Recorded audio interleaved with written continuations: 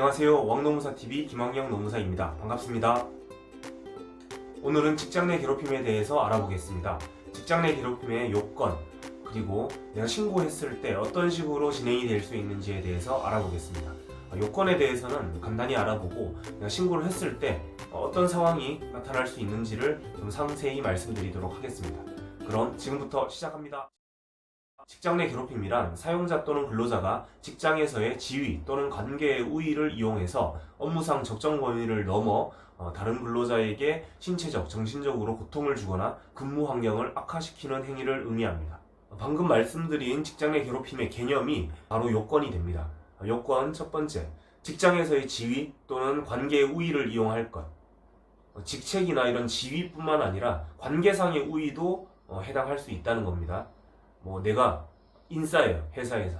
그리고 아싸가 있어요. 아싸가 나보다 상사여도 내가 인싸임을 이용해서 이렇게 따돌리면 해당할 수도 있다는 거죠. 두 번째, 업무상 적정 범위를 넘어야 합니다. 문제되는 행위에 업무 관련성이 있어야 합니다. 직접적인 업무 수행 중에 발생한 것이 아니더라도 업무 수행에 편승해서 이루어졌거나 업무 수행을 빙자해서 일어난 것도 다 해당할 수 있습니다. 세 번째, 신체적, 정신적 고통을 주거나 근무 환경을 악화시켜야 합니다. 고용노동부에서 방대한 양의 직장 내 괴롭힘 매뉴얼을 발간을 했는데요. 쭉 읽어봤는데 너무 깁니다. 회사 생활 중 통상적인 범위에서 발생할 수 있는 일은 직장 내 괴롭힘이 아니고 일반적이고 평균적인 사람의 입장에서 느꼈을 때 직장 내 괴롭힘으로 느껴질 수 있으면 직장 내 괴롭힘이다. 다만 조금 전에 말씀드린 세 가지 요건은 갖추어야 합니다. 이게 너무 추상적이라서요. 그냥 내가 당했던 거를 생각해서 직장 내 괴롭힘인가 아닌가 이렇게 판단하기보다는 결국에는 증거가 중요하거든요. 내가 당했던 괴롭힘을 입증할 수 있는 게 뭐가 있을지 생각을 해보시고 그 자료들을 모아보세요. 카톡 내용이라던가 녹음 파일이라던가 모았을 때 그 자료들을 가지고 이 요건에 매칭을 시켜보는 게 차라리 낫습니다. 그리고 이게 사실 귀에 걸면 귀걸이, 코에 걸면 코걸이기 때문에 혼자서 판단하시기보다는 상담을 받아보시는 편이 좋습니다. 요즘에는 많은 노동단체들이 있습니다. 거기에서 공인노무사들이 무료 노동 상담도 해줍니다. 일단 내가 직장 내 괴롭힘을 당하고 있다고 생각이 되면 가장 접근하기 편리한 곳에 노동단체를 방문해서 상담을 받아보시는 것을 추천드립니다. 상담을 받기 전에 준비해 갈 수 있는 증거자료들, 그런 것들을 수집하는 것은 좋습니다. 그래야지 상담이 좀 더 심층적으로 이루어질 수 있습니다. 그런데 문제는 직장 내 괴롭힘 금지법이 과연 실효적인가 라는 것입니다.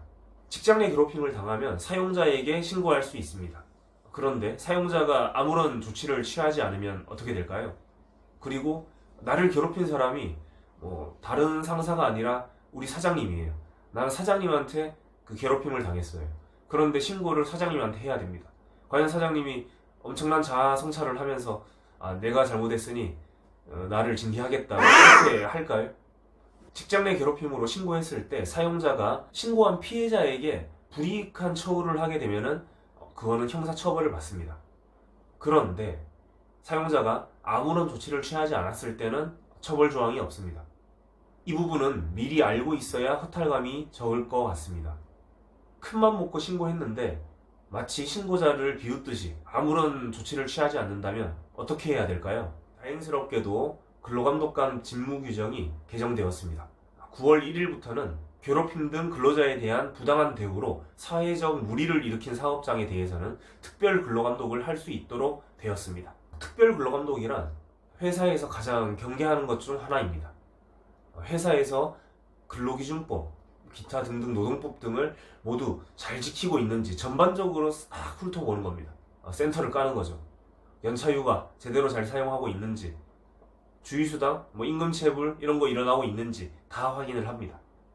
그러다 보니 회사에서는 굉장히 부담스러워할 수밖에 없죠. 그리고 특별 근로감독이 아니더라도 근로감독관이 개선 지도를 할 수 있다고 합니다. 직장 내 괴롭힘에 대해서 사용자에게 신고했는데 적절한 조치와 조사가 이루어지지 않는다면 노동청에 진정을 제기할 수 있습니다.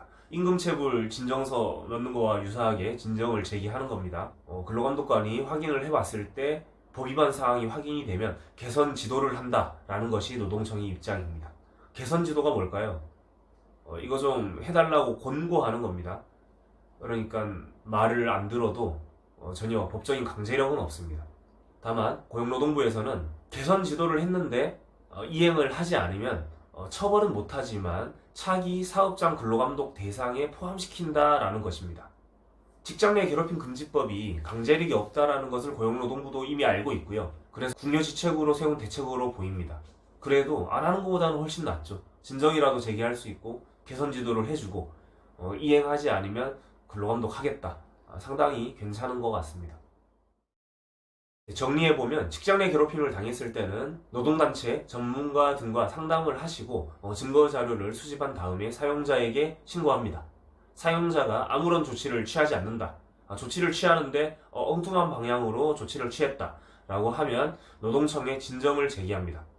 노동청에 진정을 제기해도 사실 노동청에서 이게 처벌할 수도 없는 그런 상황인데 엄격한 조사가 이루어질 것이라고 사실 저는 기대하지는 않습니다.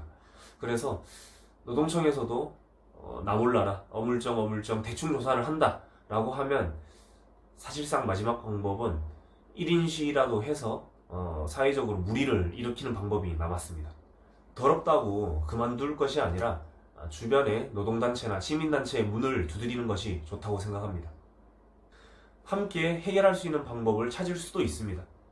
어차피 그만둘 거라면 도움을 요청해 보시고 해결할 수 있는 것이 있는지 확인해 보고 정 없다. 그래도 나는 이렇게까지는 하고 싶지 않다. 라고 하면 그때 그만둬도 됩니다. 여기까지 직장 내 괴롭힘 금지법에 대해서 알아봤습니다. 아직 입법이 매우 미흡하다고 생각합니다. 앞으로 법이 강화되기를 기대하고 괴롭힘 없는 노동 문화가 정착되기를 바라면서 오늘 영상은 여기까지 하겠습니다. 그럼 다음 시간에 또 만나요. 빠이.